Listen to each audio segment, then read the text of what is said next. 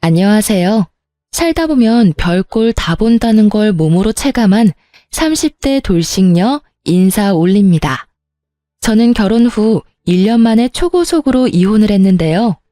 제 이혼 이야기를 들어보지 못한 사람들은 제게 문제가 있나 생각하실 수도 있지만 들어보신 분들은 모두 이혼 잘했다며 오히려 응원해 주시거든요.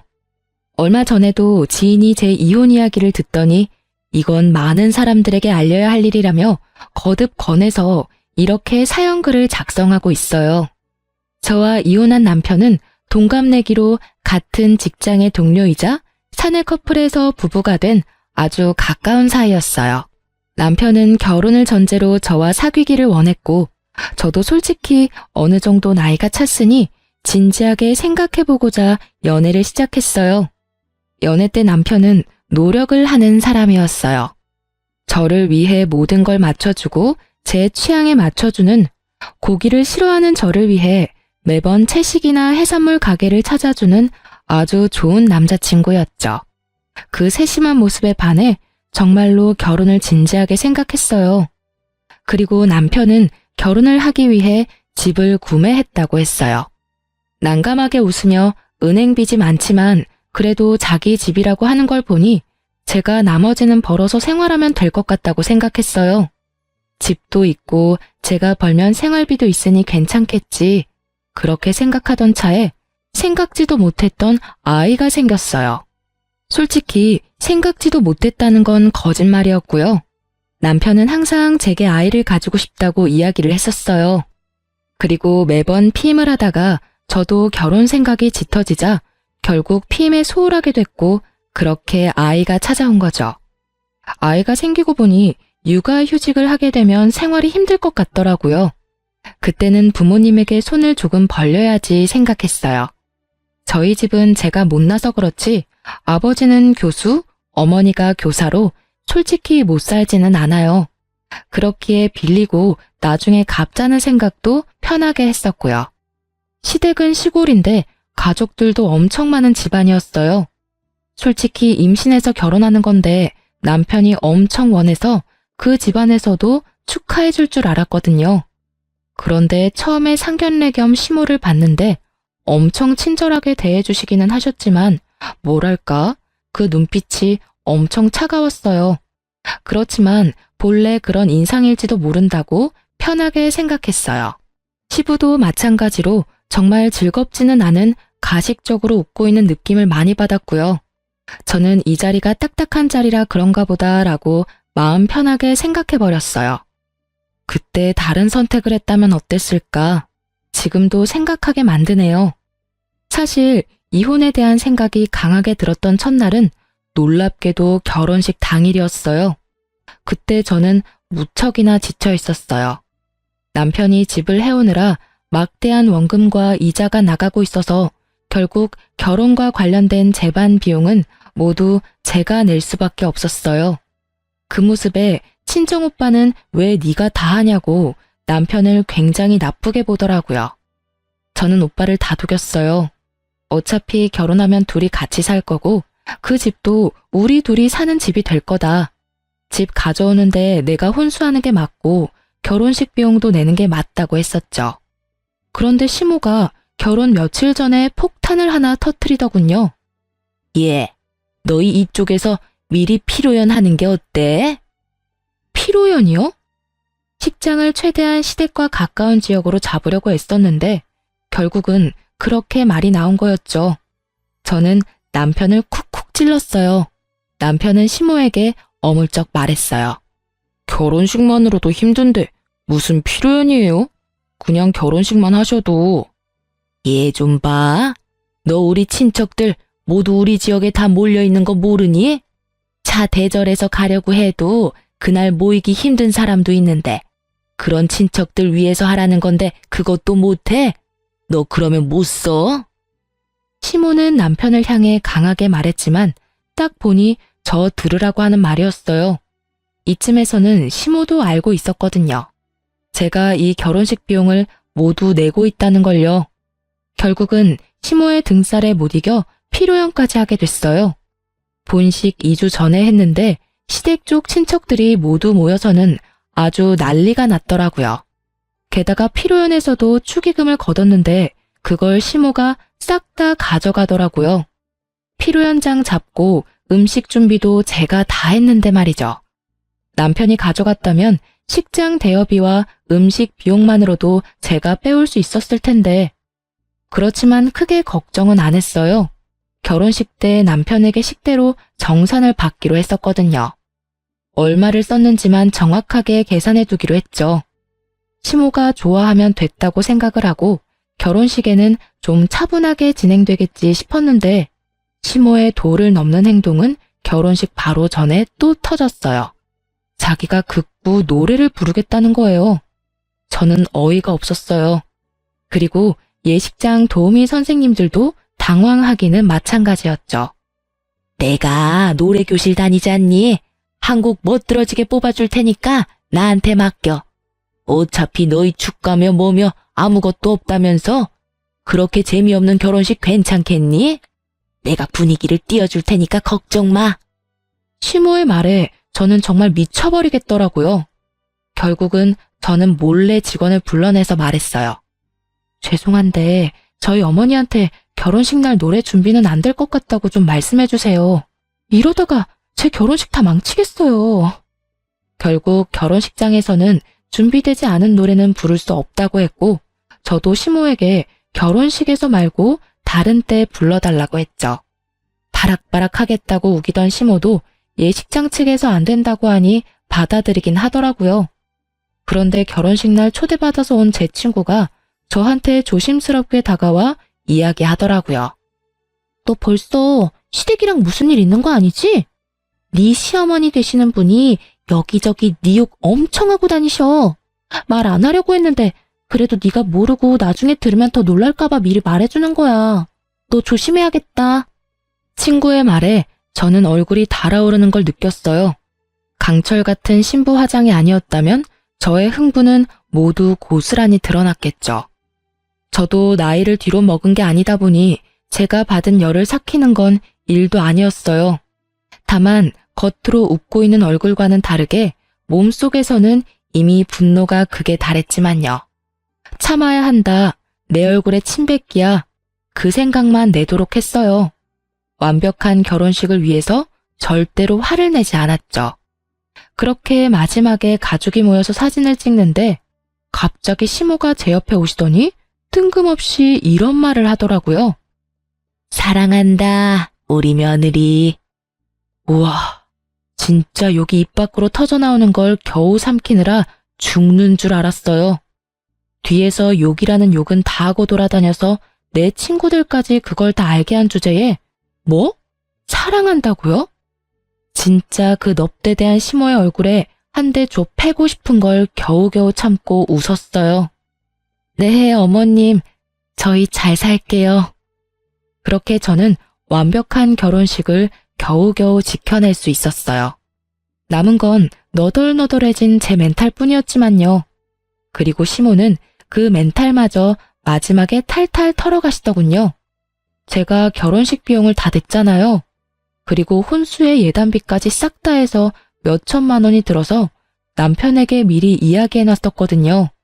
피로연 할 필요 없었는데 어머님이 원해서 한 거니까 그 비용은 반반씩 부담하자고 했죠. 솔직히 돈은 제가 다 냈는데 들어온 축의금은 시댁에서 다 가져갔으니 저도 남는 게 있어야 나머지 결혼식을 제대로 치를 수 있잖아요. 그때 남편은 알겠다고 확실하게 말해줬어요. 지금 당장 돈이 없으니 결혼식 때 들어오는 축의금에서 떼주겠다고 했는데 막상 정산하러 내려갔더니 시모가 남편에게 들어온 축의금을 모조리 들고 식대 계산을 하고 있더라고요. 저는 남편에게 가서 물었어요. 저번에 필요할 때 쓴 돈 따로 빼놨어? 그게... 왜? 안 빼놨어? 그럼 어떻게 할 거야? 필요한 때 쓴 돈 반은 주기로 약속했잖아. 주기로 한 돈으로 식대 계산하면 나한테는 어떻게 돈 줄 건데? 조용히 좀 해. 너도 어차피 축의금 들어온 거 있잖아. 그 금액도 다 남을 건데 그걸로 우선 쓰면 되지. 너 식대가 다 내 돈인 줄 아니? 그거 우리 부모님이 친구들 친척들 결혼식 돌아다니면서 낸 돈 돌려받는 거야. 내 친구들이 준 돈만 오로지 내 거라고. 게다가 그 돈이 들어온들 어차피 혼수로 다 나가야 하는 돈인데. 결국 제 입에서 고운 소리가 나올 리 없었고 큰 소리가 버럭버럭 터져 나왔어요. 솔직히 작게 이야기할 수 있었고 조심스레 이야기할 수도 있었어요. 시모의 행동들이 없었다면 말이죠. 이미 시모의 행동들로 제가 기분이 팍 상해 있는데 남편이 저러니 말이 곱게 나가질 않더라고요. 예, 너는 이제 막 결혼한 애가 남편을 잡어? 아니, 남자가 집을 다 해오면 네가 자질구레한 건 내야지. 넌 기생충 마냥 남자한테 빌부터 살려고 벌써부터 그러는 거야? 기생충요? 누가 기생충인데요? 어머님, 집을 가져오면 뭐해요? 다 대출이라 원금 이자만 월급만큼 나가는데. 그러면 어차피 제 월급으로 생활해야 하는 거 모르셨어요? 그 대출금이랑 제가 내는 생활비랑 어차피 비슷해요.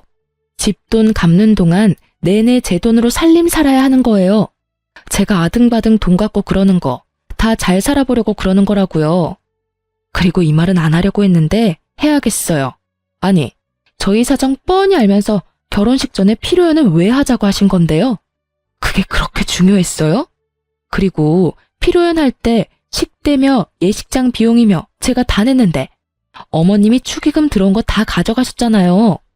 적어도 피로연 하자고 먼저 이야기하셨으면 비용 정도는 알아서 주시는 게 맞지 않나요? 아들이 돈 한 푼 없이 결혼식 하는데. 결국 참다 못한 저는 터져버렸고 남편은 한숨을 푹 쉬더군요. 그것도 웃겼어요. 한숨을 지가 왜 쉬어요? 내가 했으면 했지. 뭘 잘한 게 있어서 그렇게 다 해탈한 것처럼 구는지. 남편 놈이 먼저 돈을 제대로 빼놨으면 이럴 일 없었을 거잖아요. 결국은 남편은 축의금에서 필요한 값을 떼서 저한테 주더라고요. 제가 그 돈을 받으려고 하자 이번에는 시모가 난리더라고요. 아니, 왜 너한테 이 돈을 줘? 우리 집에 들어온 축의금이잖아. 왜 네가 가져가? 이런 버르장머리 없는 애를 봤나? 내가 쉽게 결혼 허락해주니까 시어머니가 만만하니? 왜 주긴? 제가 소리 지르려 하자 오빠가 끼어들었어요. 사돈 어른께서 이해하세요. 매제는 집을 해오느라 돈이 없어서 결혼식 비용을 못 대는 상황이고 이쪽도 혼수와 예단비, 결혼식비로 돈을 어느 정도 마련했는데 예상이 없던 필요연을 하게 돼서 돈이 모자라게 됐거든요. 결혼식은 둘이 하는 거니 둘이서 나누는 게 맞다고 생각합니다. 저희가 혼수 예단을 하지 않았다면 또 모를까. 그래도 4천만 원이 넘는 돈을 썼는데 결혼식비까지 모두 부담하는 건 저희한테 너무 부담이 크네요. 사돈 어른이 큰 어른이시니 부디 이해해 주세요. 좋게 말할 필요도 없는데 오빠는 간곡하게 말했고 그 간곡한 말투가 자신을 달래는 것처럼 들리는 걸 알아챘는지 시모는 친정집에 그런 모습을 보이는 게 쪽팔리다고 생각했나 봐요. 결국은 알겠어요 한마디만 남기고는 다 놔두고 나가더군요. 그 뒷모습을 보는데 정말 아침부터 밥도 못 먹고 결혼식 하느라고 난리치는 제가 왜 여기 있나 하는 생각만 들었어요. 저런 시모를 모시고 살아야 하는 제 앞날도 캄캄했고요. 이때부터였어요. 시댁에 대한 제 평가는 최하였어요. 지금도 마찬가지지만 이때부터 다 때려치고 싶었지만 뱃속에 있는 아이 때문에 겨우겨우 참았어요. 그런데 그 마지막 인내심마저 쪼개버린 일이 얼마 지나지 않아 또 일어난 거죠. 저희 아들이 태어난 지 30일쯤 됐을 무렵이었어요. 저는 초산인데다가 조리원을 금방 나온 터라 모든 게 서툴고 몸이 힘들었어요. 자연분만이었지만 10시간을 넘게 틀어서 온몸이 성한 구석이 없었죠. 그런데 하루는 남편 얼굴이 이상하더라고요. 똥 싸고 덜 닦은 표정이랄까? 뭔가 찜찜한 표정을 짓고 있더라고요. 무슨 일이야? 할 말 있어? 왜 그렇게 찝찝한 표정인데? 그게 엄마가 아기 보고 싶다고 시골 한번 내려오라던데 당신은 어떻게 생각해? 어떻게 생각하긴 절대로 가기 싫지 라고 말하려는 것을 꾹 참고 남편에게 말했죠. 어머님도 애 보고 싶으실 때 됐지. 100일쯤 되면 시골에도 내려갈 수 있지 않을까 싶은데?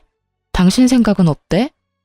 제가 양보할 수 있는 건 아기가 100일은 돼야 된다는 거였어요. 아직 집 앞 산책도 못 나가는데 시골까지 가는 건 상상할 수도 없는 일이었어요. 만약 시댁이 도심지에 있었다면 달랐을지도 모르죠. 시댁은 시골 산골에 집이 있어서 벌레도 많고 시부모가 애가 온다고 해서 신경 썼을 것 같지도 않았거든요. 예전에 제가 시댁에 내려갔을 때도 역시나 청소한 적이 없는 집 모습에 학을 떼고 온 기억이 있었으니까요. 아기 건강을 위해서 최대한 양보한 게 100일이었어요.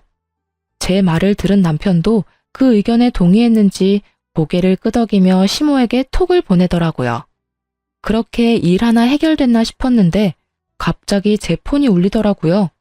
시모의 카톡이었어요. 너만 애 낳아봤니? 너만 힘들어? 왜 혼자 유별나게 굴어? 애를 낳았으면 데리고 와야 하는 게 당연하잖아. 우리가 남도 아니고. 정말 서운하다. 너 진짜 우리 안 보려고 작정한 거니? 시모의 카톡을 보니 머리가 지끈거리더라고요. 제가 무슨 수를 쓰지 않으면 몇 날 며칠을 저렇게 사람을 쪼아댈 게 분명하니 저는 한 발 더 양보했어요. 그리고 시모에게 전화했어요. 어머님, 아기가 아직 바깥바람 쐬기 힘들어요. 보고 싶으시면 나중에 어머님이 올라오세요. 제가 힘들어서가 아니라 애가 힘들어서 그래요. 아직 목도 못 가누는데 카시트도 채우기 힘들어요. 제가 그렇게 말을 하자 시모는 알겠다며 전화를 끊더니 바로 다음날 집으로 올라왔더라고요. 적어도 며칠은 시간을 두고 올라올 줄 알았는데 이렇게 당장 올라오니 저도 당황한 상태였어요. 애 키우느라 어지럽힌 집 치우고 정리하고 시부모를 맞이했는데 오자마자 시부모는 애는 거들떠보지도 않고 집 구경만 열심히 하더라고요. 그러더니 시부가 저한테 능글맞게 웃더니 말했어요. 아가, 집이 너무 좋네. 이 냉장고랑 TV를 보니까 우리 집에 있는 거지 같은 가전들이 생각나네. 너희가 이거 우리한테 주면 정말 좋을 것 같은데? 네 생각은 어때? 저는 어이가 없었어요. 그 물건들은 모두 결혼식 끝내고 제가 하나부터 열까지 고르고 골라서 집에 들인 물건들이었어요. 게다가 냉장고와 TV는 큰 만큼 가격도 제일 비쌌거든요. 그걸 탐내는 걸 보니 참 기가 막혔어요. 아들 신혼집에 와서는 새 물건 챙기려는 꼴을 보니 너무 웃겼죠. 저희 아버지는 신혼집 와보시고는 제게 용돈도 주면서 덕담까지 해주고 갔는데 말이죠. 시댁에 용돈까지는 바라지도 않아요. 적어도 덕담 한마디 정도는 할 줄 알았는데 역시나 제 기대를 넘어버리더군요. 아버님, 그거 다 산 지 얼마 안 됐고 저희 아파트 공간에 맞춰서 산 거라서 시댁에 두기에는 좀 힘들 수도 있어요. 딱 봐도 우리 집에 들어가도 될 만한 크기인데 이거 우리한테 주고 너희들은 또 따로 사면 되잖아. 돈도 있겠다. 뭐가 문제야? 우리처럼 힘들게 사는 것도 아닌데. 거기다 친정에서 돈 좀 받을 거 아니야. 친정집이 그래도 교육자 집안인데. 저희 결혼식도 얼마 전에 마쳤고 아기 때문에 앞으로 돈이 너무 많이 들어서 다시 사는 건 좀 힘들어요. 저희도 안 쓰는 물건이면 드리고 싶은데 냉장고나 TV나 집에 없으면 안 되는 물건들이잖아요. 그래서 주기 싫어? 아니, 우리가 뭐 때문에 너랑 결혼을 허락해줬는데 이 정도도 안 해주면 우리 집이 도리어 손해보는 거지. 애 보러 와놓고는 애는 볼 생각도 없이 자기 집 세간살이 알아보려 혈안이 된 시부를 보니 불쑥불쑥 화가 치밀더라고요. 그런데 그 와중에 시모 말에 뒷골을 잡고야 말았어요. 집도 좋은데 여기서 며칠 있다 가면 좋겠네. 놀러 다닐 때도 많을 거 아니야. 온 김에 여기저기 다 돌아다니고 가야지. 저는 애 때문에 힘들어서 거동도 제대로 못하는 데다가 제대로 씻지도 못하는데 시부는 결국 일주일을 집에 머물렀어요. 그러면서 있는 내내 제가 해주는 밥 3끼 꼬박꼬박 얻어먹고 아침 저녁으로 빨래 내놓더라고요. 그걸 하면서도 최대한 참아보려 했는데 저녁에 이제 좀 쉴까 싶어서 누우면 맨날 누워있으니 몸이 아픈 거라며 움직이라고 하면서 사람을 괴롭혔어요. 결국 며칠 지나지 않아 저는 열이 받을 대로 받아버려 저녁에 퇴근하는 남편을 안방으로 데리고 와서 따졌어요. 어머님한테 언제 가시는지 물어봐. 그리고 최대한 빨리 내려가시라고 해. 내가 어떻게 그런 말을 해. 자식 신혼집 보러 오신 분들한테. 신혼집 3일 내내 봤으면 이제 다 본 거 아니야? 볼거리가 아직도 남았어? 그리고 당신 어머님 계시니까 계속 늦게 오잖아. 당신도 어머님 아버님이랑 같이 있는 거 힘들어하면서 왜 나한테 다 떠넘기는 건데? 나는 애까지 봐야 하는데 힘들어 죽겠다고. 이러다 진짜 내가 죽게 생겼다니까? 그렇다고 내가 어떻게 가시라고 말을 해. 나도 아들인데. 그리고 당신도 너무해. 어떻게 우리 부모님을 그런 식으로 말할 수가 있어. 그냥 부모님 좋은 마음으로 여기 있는다고 생각하면 안 돼? 그럼 나도 우리 엄마 데리고 와서 몇 날 며칠 있어 볼까? 결국 제 협박 아닌 협박에 진 남편은 꼬리를 내렸죠. 그러나 결국 시모에게 말도 못 꺼내고 일주일이 지났어요. 일주일이 지나니 시부모도 집으로 돌아가더라고요. 물론 TV와 냉장고는 제가 지켜냈죠. 시부모가 돌아간 날 정말 오랜만에 자유를 만끽하고 있었는데 남편이 완전 술에 절어서 엄청 늦게 들어왔더라고요. 솔직히 여태껏 우유부단하게 행동한 게 꼴보기 싫어서 남편을 옮겨주지 않으려고 했는데 그래도 감기 걸리면 애만 힘들겠다 싶어 남편을 안으로 들이려고 했어요. 그때 남편 옷에서 폰이 툭 떨어지더라고요. 폰은 얼마 전까지 대화를 했는지 카톡 화면이 떠 있었어요. 그런데 그 카톡을 보고 저는 눈이 뒤집어져 버릴 만큼 열이 받았어요. 카톡은 남편과 시모의 대화 내용이었는데 그걸 본 저는 속이 뒤틀리는 감각을 느껴야 했어요. 얘, 너 결혼 잘 못했어. 좋은 집에서 곱게 자라서 그런지 시모 알기를 개똥으로 알잖니. 꼴랑 TV랑 냉장고 때문에 정색하면서 눈 동그랗게 뜨고 따박따박 말대꾸 하는 거 봤지? 정말 결혼을 시켜줬더니 아주 시댁을 잡아먹으려고 들어. 네 아버지가 이번 기회에 가전 새로 바꾸나 싶었는데 좋다 말았지 뭐니? 시모의 열받은 음성이 여기까지 들리는 것처럼 생생해서 더 빡치더라고요. 그런데 남편의 반응이 저는 더 열받았어요. 저는 제 편을 들어주거나 그런 거 아니라고 중재를 해줄 거라고 생각하고 있었거든요. 그런데 그게 아니더라고요. 와이프가 그런 면이 있지. 그래도 엄마가 좀 참아. 지랄 같은 성격 나도 참고 잘 살고 있잖아. 그래도 처갓집에 돈이 좀 있으니까 우리한테 무슨 일 생기면 돈 빌리기도 쉬워. 말만 하면 척척 돈 내주니까. 남편놈은 우리 집을 아주 편리한 보험 정도로 보고 있더라고요. 그리고 냉장고랑 TV는 상황 봐서 내가 사줄게. 나 몰래 꽁쳐놓은 돈 좀 있어. 이 남자가 나를 사랑해서 결혼한 줄 알았더니 우리 집 돈 보고 결혼한 거였더라고요. 이럴 거면 우리 아버지랑 결혼하지 그랬냐는 생각이 들 정도였거든요. 제가 무슨 일이 있으면 친정에 전화하니 아주 우리 집을 자기 돈줄로 아는 모양이었어요. 게다가 정말 괘씸한 건 아기 분유 기저귀 한 번을 사다 준 적 없고 그럴 때마다 자기 아파트 대출금 때문에 돈 없다 하더니 시부모 냉장고 TV 사줄 돈은 언제 꽁쳐놓은 건지. 그런데 밑으로 이어진 대화를 볼수록 더 기가 찼죠. 얘, 너 이혼할 거면 애는 그냥 줘버려. 혹 달고 있으면 너만 손해야. 혹시 양육비 뭐 그런 이야기 나오면 소송해서 절대 주지 말고. 애 새끼도 누구 새끼인지 모르겠지만 분명히 다른 남자 있을 거야. 절대로 넘어가면 안 돼. 우리 애를 혹이라고 말하는 게 진짜 할머니가 맞을까요? 저는 제 눈을 의심해야 했어요. 이 사람들은 무슨 생각으로 제게 다른 남자가 있다고 이렇게 당당하게 말하는 걸까요? 그런 시모의 문자에 대한 남편의 답은 심플했어요. 안 넘어가. 그래서 애 키울 때 한 푼도 안 내잖아. 시모의 미친 소리에 미친 답변을 건넨 남편놈을 보니 정말 모든 걸 뒤집어 엎어버리고 싶더라고요. 이 새끼는 뭔데 내 자식을 본인 자식이 아니라고 하는 걸까? 그러면 왜 지 자식도 아니라고 생각하면서 같이 살까? 의문만 가득했지만 이제 다 필요 없었어요. 알아보고 싶은 마음 요만큼도 없었고 그냥 이혼만 생각하게 됐죠. 그러고 보니 생각이 났죠. 남편놈이 곧 워크샵을 떠난다는 걸요. 바로 3주 뒤였어요. 1박 2일로 가는 거라 미리 저한테 이야기를 했었거든요. 저는 그때가 좋다고 생각했어요. 제가 생각한 일을 행하기에 딱 좋은 날이라고요. 남편 워크숍 당일에 저는 미리 예약해뒀던 이삿짐 센터를 불렀어요.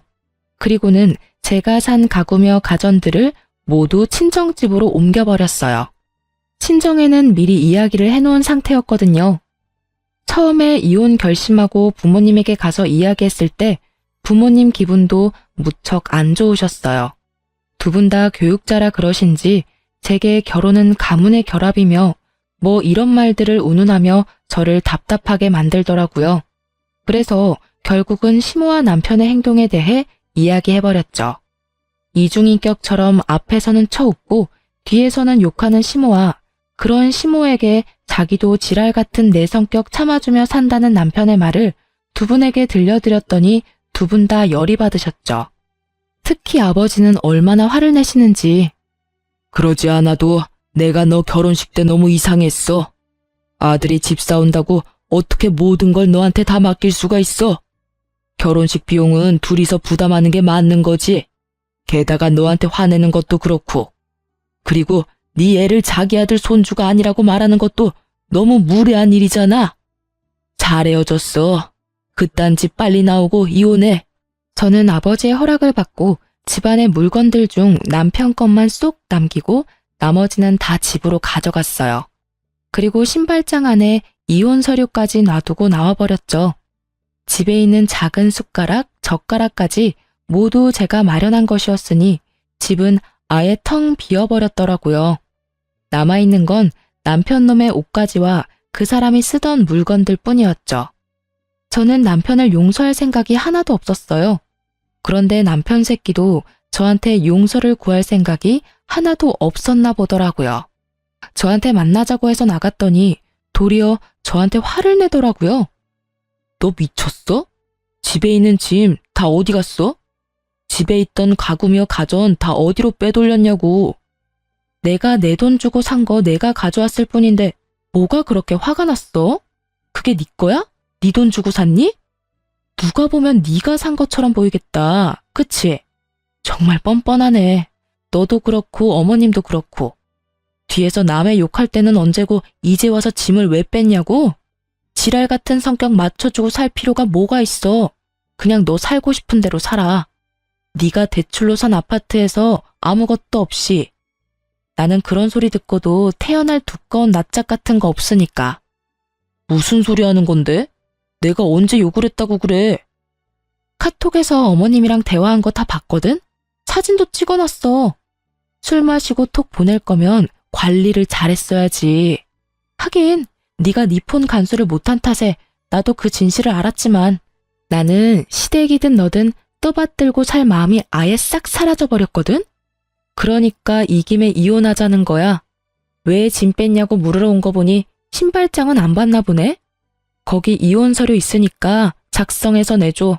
내가 써야 하는 건 다 썼으니까. 그제서야 남편 얼굴이 아차 싶더라고요. 그런 말을 한 게 사실이었으니 자기도 발뺌은 더 못할 거고 이제 무슨 헛소리를 짓거리려나 싶었는데 역시나 정신 나간 소리를 멀쩡한 얼굴로 짓거리더라고요. 우리가 받들고 살라고 한 적 없잖아. 솔직히 그런 말 한 거는 사실이지만 그렇다고 해서 짐을 이렇게 다 빼버리는 건 너무하지. 적어도 이혼을 하려면 이야기를 하고 의논을 해야 하는 게 정상 아니야? 그리고 시부모한테 그 정도도 못 해줘? 어머니랑 아버지가 뭘 그렇게 바랬는데? 그래, 욕 좀 했어. 그치만 그건 너한테도 문제가 있는 거니까 어쩔 수 없잖아. 짐을 뺀 건 내가 너희 집에 보낸 예단비가 아까워서 뺀 거야. 그러니까 네가 이해해. 그리고 내가 무슨 문제가 있어? 나 결혼식에서 너희 엄마 진상짓 했을 때도 참고 웃어줬어. 너희 아빠 우리 집에 와서 가전 가져가고 싶다고 했을 때도 웃으면서 넘겼어. 웃음 따위 전혀 나오지 않았지만 말이지. 근데 너랑 너희 부모님이 나한테 어떻게 했어? 아주 셋이서 나 하나를 분석을 자세하게도 했더라. 그리고 너는 네 새끼가 누구 애 새끼인지 몰라서 시모가 그런 말 했을 때 애 키울 때 한 푼도 안 낸다고 당당하게 이야기했어? 이 미친 새끼야. 틀린 말이 아니잖아. 너 당당하게 그 애가 내 애라고 말할 수 있어? 너 나 몰래 바람 피우고 애 만든 거잖아. 내가 애 갖고 싶다고 하니까. 저는 어이없는 얼굴로 남편 새끼를 쳐다봤어요. 이놈이 무슨 이야기를 하는 건지 머리가 따라잡지를 못하겠더라고요. 내가 다른 남자를 만난 적이 없는데 무슨 바람을 피웠다고 이러는지. 떨떠름한 제 앞에 남편이 종이 한 장을 턱 내보이더군요. 바로 검사지였어요. 영어로 뭐라 적혀 있는데 남편이 이야기하더군요. 나 무정자증이야. 애 못 갖는다고. 내가 애를 가지고 싶다고 이야기한 게 그냥 한 이야기인 줄 알았어?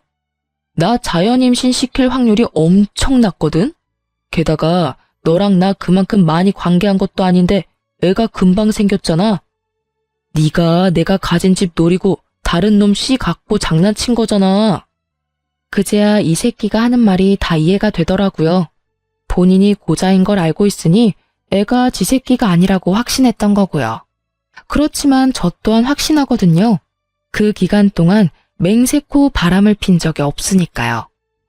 넌 그럼 내가 남의 애 가졌는데 왜 결혼했어? 그럼 네 새끼 아니라고 말했으면 이야기가 더 쉬웠을 거 아니야. 결혼을 아예 안 했으면 너한테도 나한테도 더 좋았을 거라고. 애가 있으면 내가 정상으로 보이니까 그랬어. 그리고 너 집 잘 살잖아. 애 하나라도 있으면 애 앞세워서 돈 좀 받을 수 있을 것 같아서 그랬지. 저는 결국 못 참고 남편 놈 뺨때기를 한 대 올려쳤어요. 그리고 남편 놈 억지로 데리고 친자 검사하는 연구소를 찾아서 데리고 갔어요. 남편 놈이 나중에 다른 말 못하도록 보는 앞에서 남편 놈이랑 애 유전자 채취해서 검사 보냈어요. 네가 그렇게 의심하면 진짜 사실을 보여줄게. 저거 나오면 우편으로 양쪽 집에 다 보내달라고 할 거야. 그 결과 나오면 이야기해. 저는 제 할 말만 하고 나와버렸어요. 남편 놈 꼬라지도 보기 싫었거든요. 여태껏 우리 애를 제 자식이 아니라고 생각하니 온몸이 덜덜 떨리는 배신감에 진짜 기분이 더럽더라고요. 그리고 몇 주 후에 우편이 왔더라고요. 저한테 왔으면 남편에게도 갔을 거라고 생각했어요. 그리고 그날 저녁 결국 남편이 만나자며 제게 전화를 걸어왔고요. 결과는 안 봐도 뻔했죠. 친자 관계 일치 99.9%요. 제가 만나지 않겠다고 말했더니 남편 놈이 저희 집에 찾아왔더라고요. 그러면서 우리 집 앞 문 앞에서 무릎 꿇고 앉아서는 울며 불며 아파트 떠나가라 울더라고요. 여보, 내가 잘못했어. 나는 그런 거 진짜 모르고 내가 무슨 짓을 했는지 모르겠어. 뭘 잘못했는데? 너 그냥 너 살고 싶은 대로 살았잖아. 우리 애가 네 애 아니라고 믿으면서 애한테 얼만큼 상처 줬는지 알기나 해?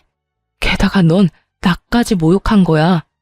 내가 너 놔두고 바람을 피웠다고? 넌 내가 그렇게 뻔뻔한 여자처럼 보였니?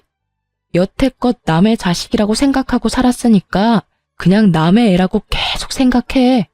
이제 와서 미안하니 잘못했니? 그런 소리 하지 말고. 어떻게 그래? 내가 우리 아들 아빠인데 평생 나한테 없을 줄 알았던 내 자식인데 내 아이잖아. 아니? 네 애 아니야. 내 애지. 너 우리 애한테 분유 한 통 기저귀 하나 사준 적 있어? 아니면 장난감을 사준 적이 있어? 그렇다고 살갑게 애랑 놀아주고 안아준 적이 있어. 그런 걸 안 하는 사람은 남이라는 거야, 남. 너 우리 애한테는 남이라고. 웃긴 일이죠. 지 자식인지 몰랐을 때는 그렇게 배짱 있게 굴더니 지 새끼인 거 알고 나니 완전 안면 몰수하고 지 자식이라니. 내가 너한테 준 사랑보다 남의 자식인 줄 알았던 애가 네 자식이라는 사실이 그렇게 애절해? 애도 애지만 넌 나한테 너무 큰 상처를 줬어. 넌 나를 바람이나 피고 꼴랑 집 한 채에 어디 가서 남의 씨 가져다 품어 애 낳은 년으로 만들었어. 내가 너한테 사랑한다고 말할 때 네가 무슨 생각을 했을지 생각하면 자다가도 정신이 번쩍 들 만큼 화가 난다고. 제 말에 남편 놈은 그제야 입을 다물더라고요. 난 너 용서할 생각 없고 너랑 할 이야기도 없어. 이혼할 거고 합의 안 되면 소송이야. 나는 네가 어떤 의도로 나하고 결혼을 했는지 이 애가 네 애가 아니라고 생각하는 것도 다 녹음했고 사진 찍어놨어. 소송하면 무조건 애는 내가 데려오겠지. 그 증거들만 있으면 나 무적이잖아. 그러니까 시어머니한테 전해 애 양육비는 얼마가 나오던 10원짜리 한 푼까지 싹 다 받을 거라고. 제 말에 남편 놈은 찌질하게도 제 바지가랑이를 잡고 늘어지더니 아버지와 오빠가 오고 나서야 결국 강제로 떨어졌어요. 그 다음날 남편 놈 대신 시부모가 찾아왔더라고요. 저는 예상했어요. 남편한테 들었으면 뭐라도 행동을 취할 거라고 예상은 했죠. 행동력 좋으신 분들이잖아요.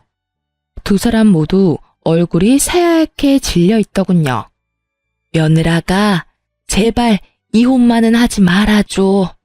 우리 아들이 너무 미안한 마음이 가득해 우리도 물론이고. 너한테 그런 상처 주려고 한 거 아니야.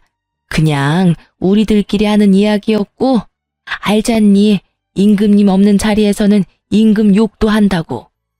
어머님, 저랑 그이랑 이혼하는 거 바라셨잖아요. 원하시는 대로 해드릴게요. 대신 애는 그이 애인 거 확인하셨을 테니까 양육비는 다 받을 거예요. 그 사람 집 대출금 때문에 어차피 양육비 제대로 못 받을 거 뻔하니까 어머니께서 그 사람한테 돈 좀 빌려줘요. 제발 그러지 마. 얘, 우리한테서 손주 뺏어가지 말아줘. 아주 쇼를 하고 자빠지셨더라고요. 언제는 누구 애인지도 모르래 양육비도 안 주고 이혼이나 하라더니. 그래, 우리 집안의 최고로 중요한 손주다. 그 아이만큼은 우리한테 돌려다오. 우리가 잘 키울 자신이 있어. 아버님, 좀 그렇네요. 저번에 우리 집 와서 애를 한 번이라도 안아보시기는 하셨어요? 애는 안중에도 없고 저희 세간살이만 눈독 들이셨잖아요. 그리고 그때 그런 말도 하셨죠? 친정에서 돈 주지 않냐고. 우리 집안에서 그 정도도 안 해주면 손해라고 하시지 않았어요? 어차피 애는 안중에도 없던 분들이 갑자기 애가 소중하다며 여기 와서 이러시니 참 웃기네요. 할 말 있으시면 이혼소송 변호사한테나 가서 하세요. 저는 두 분하고 할 이야기 없습니다. 저는 시부모 모두 쫓아보냈어요. 결국 그 뒤로 이혼은 소송으로 가게 됐지만 뭐 저에게 유리하게 될 수밖에 없었죠. 솔직히 결혼 기간이 짧아 재산 분할 같은 거 할 게 없었어요. 다만 위자료는 제가 조금 받아올 수 있었고 아이 친권과 양육권도 제가 가져왔죠. 남편은 제게 양육비를 꼬박꼬박 내야 했어요. 그리고 이혼 3년쯤 뒤에 저는 재혼을 하게 됐어요. 그런데 재혼을 한다고 친구들에게 연락을 했던 게 전 남편에게까지 흘러갔는지 저한테 전화가 와서는 결혼하는 건 너무하지 않냐며 난리를 피우더라고요. 당신 나랑 재결합할 생각으로 여태껏 혼자였던 거 아니야? 어떻게 재혼을 해? 내 아이를 데리고. 재결합은 무슨? 어디서 얼빠진 소리를 해? 네 착각이야. 난 지금 이 사람 놓치기 너무 싫고 너랑은 정반대로 나랑 제 자식도 아닌 애를 사랑해줘서 결혼하려는 거야.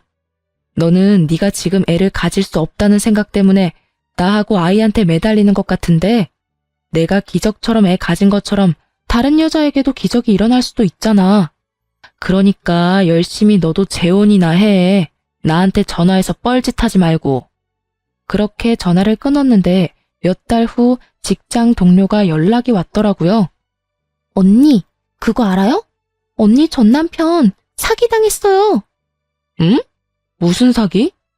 세상에, 어떤 여자가 자기가 애 가졌다면서 결국 결혼까지 할 것처럼 했거든요? 진짜 저희한테 청첩장까지 돌리고 막 그랬는데. 알고 보니까 결혼하기 전에 이 명목 저 명목으로 언니 전 남편 돈 다 받고는 글쎄 그 아파트 담보로 돈까지 빌려서 날랐다고 하더라고요. 그래서 한동안 그분 얼굴이 완전 죽상이었죠. 뭐? 여자가 애를 가졌는데 왜 여자가 도망가? 알고 보니까 임신 자체가 거짓말이었대요. 그 여자가 갔던 산부인과에 찾아갔다는데 그런 여자도 없고 애도 없고 아예 진료 기록 자체가 없었대요. 결국은 재혼도 물 건너가고 아파트 살 때 빌린 은행 빚에 담보대출까지 갚아야 해서 헉헉대시더라고요. 뭐 얼마 전에 보니까 새벽에 배송 알바 하시는 것 같던데? 여자가 완전히 계획하고 접근했나 보네. 그러게 사람을 잘 만났어야지. 애가 졌다는 이야기에 아주 혹해가지고는. 저번에 나 애가 졌다고 했을 때처럼 남의 남자애는 아닌지 의심이라도 하든지 안 하고. 근데 그 집의 비극이 거기서 끝이 아닌 거죠? 뭐가 더 남았어? 그 여자가 뱃속에 애를 들먹이면서 그 댁 부모님한테도 돈을 엄청 빌려갔대요. 그것 때문에 큰돈 잃어서 두 분 다 그 여자 잡으러 동분서주 돌아다니시다가 결국에는 없던 병까지 얻어서 병원 신세 지고 있다고 하던데요. 정말 상상을 뛰어넘네. 그러게요. 지금 생각해도 잘 빠져나오셨어요, 언니. 그런 집안에 있었으면 얼마나 고생했을지 안 봐도 훤하네요. 직장 동료의 전화를 끊고 참 많은 생각이 들었어요. 저에게는 그렇게 날카로웠던 의심의 칼날이 그 사기꾼 여자한테는 들지 않았다는 게 참 웃겼어요. 결국 제 진짜 핏줄은 품어보지도 못하고 잃게 생겼고 제 혼은 막판에 엎어져 막대한 빚만 졌으니 말이죠. 그걸 보니 제가 빠져나온 게 참 잘 됐다는 생각이 들긴 해요. 저는 지금 재혼을 해서 잘 살고 있거든요. 지금 시댁은 저한테 너무 잘해주셔요. 솔직히 이혼 후에 저는 시댁이라면 몸서리를 치는 바람에 엄청 예민하게 반응할 정도였거든요. 그런 제 모습도 그러려니 하고 넘기고 절대로 남 싫은 소리를 안 하시는 게 저희 시댁이에요. 처음에는 이 집안도 옛날 시댁처럼 똑같이 굴면 어쩌나 싶었는데 그런 분이 전혀 아니셨더라고요. 오히려 시댁과는 먼 게 좋다면서 멀리하니 서운한 기분에 제가 더 가까이 다가가게 됐거든요. 그리고 항상 칭찬을 해주니 마음이 더 가거든요. 제 아들도 본인 손주처럼 따뜻하게 대해주시고 말이죠. 그분들을 보면서 저도 그런 어른으로 늙어가고 싶다는 생각을 할 정도였으니까요. 제가 얼마나 존경하고 있는지 아시겠죠? 전 남편과 전 시댁의 어른들에게 단 한 번을 안겨보지 못한 제 아들에게 이렇게 좋은 가족을 만들어줄 수 있다는 게 너무나 다행스러운 일이라고 생각해요. 아이는 커가면서 제 양부를 닮아가고 있어요. 전 남편은 제가 마지막에 한 말 때문이라도 아이를 만나러 오는 일은 없었어요. 제가 그랬거든요. 네가 조금의 양심이라도 있으면 애한테 아빠 행세할 생각하지 마. 그 말을 듣고 본인도 느낀 게 많았는지 더 이상은 아이를 귀찮게 하지 않았어요. 친부니까 만나게 해줘야 한다는 생각을 하는 사람도 있겠지만 저는 전 남편을 죽을 때까지 용서할 생각이 없거든요. 저는 제 아이에게 온전한 사랑을 주는 사람을 아빠로 만들어주고 싶으니까요. 이렇게 글을 쓰고 보니 정말 폭풍과도 같은 이혼이었네요. 제 이야기 들으시면서 어떠셨나요? 가끔은 저도 결혼 1년 만에 이혼한 제가 다른 사람 눈에 어떻게 비칠지 의식해요. 그래서 이렇게 글을 쓰는 거고요. 저처럼 이런 사연을 가진 사람도 있다는 걸 알아주셨으면 해요. 이혼은 많이 참았다고 또 참지 못했다고 해도 되고 하면 안 되는 그런 게 아니잖아요. 누구든 그 상황이었다면 당장 탈출하고 싶었을 테니까요. 글을 쓰고 나니 좀 후련해졌어요. 앞으로는 밝은 미래만 바라며 살 거예요. 사연 들어줘서 고맙습니다.